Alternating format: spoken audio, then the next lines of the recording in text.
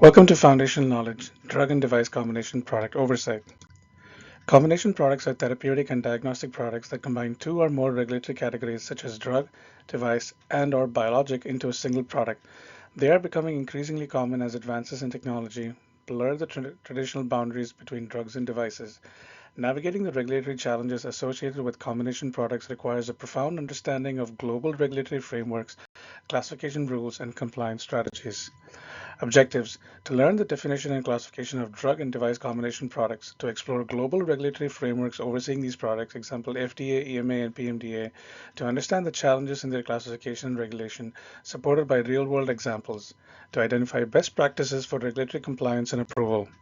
Definition and overview of combination products. Key characteristics of combination products. Definition: products that integrate two or more regulatory components, for instance, drug device, metered dose inhalers, biologic and device, insulin pumps, drug and biologic, antibiotic drug conjugates. Example: an auto-injector pen combines drug, medication cartridge, device, delivery system for self-injection. Why are combination products important?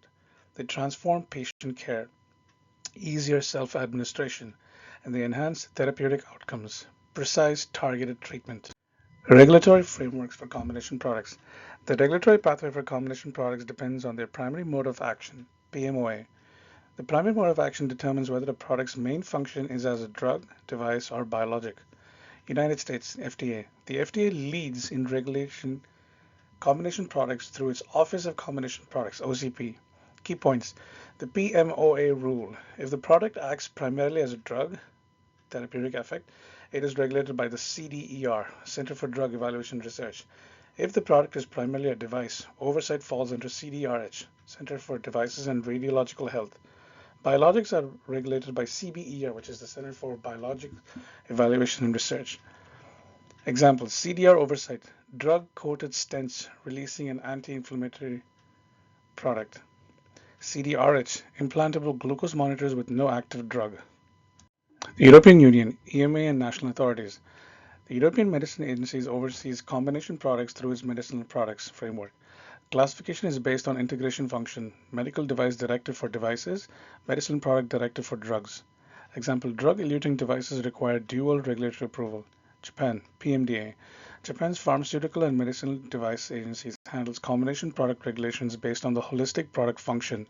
Strong emphasis on distinct preclinical and clinical testing. Challenges in classifying combination products. Primary mode of action ambiguity. When the primary function of the product is unclear, classification becomes difficult. Example: a transdermal patch delivers a drug, but also monitors dosage levels. Determining PMOA causes regulatory delays. Divergent global regulatory frameworks. Each region may apply different classification rules. For example, the FDA may classify a drug-device combination primarily as a drug, while the EMA may classify it as a device. This necessitates dual approvals and timelines. Lack of harmonized standards. Globally inconsistent data submissions requirements inhibit efficiency. Example: PMDA requires Japan-specific clinical trial data for some combination products already approved in the US. Dual regulatory pathways. Combination products often require simultaneous evaluations by multiple regulatory bodies. Example: drug-eluting coronary stents involve both drug and device regulators, increasing approval complexity. Post-marketing challenges. Post-approval, a product may face compliance issues around labeling changes or adverse event reporting for both components. Example: an adverse device issue in an insulin pump might affect drug delivery records, requiring dual system reporting. Some best practices for navigating combination product regulation. Early engagement with regulators to seek clarity on PMOA classification in the early stages. For instance, FDA pre-submission meetings with the Office of Combination Products, comprehensive risk assessment including risk analysis for both drug and device components. Example: evaluating both drug release kinetics and device material safety for an implantable drug delivery system. Harmonized data submissions using frameworks like the Common Technical Document to align submission formats globally. Robust post-marketing surveillance systems to ensure integrated adverse event reporting across drug and device components.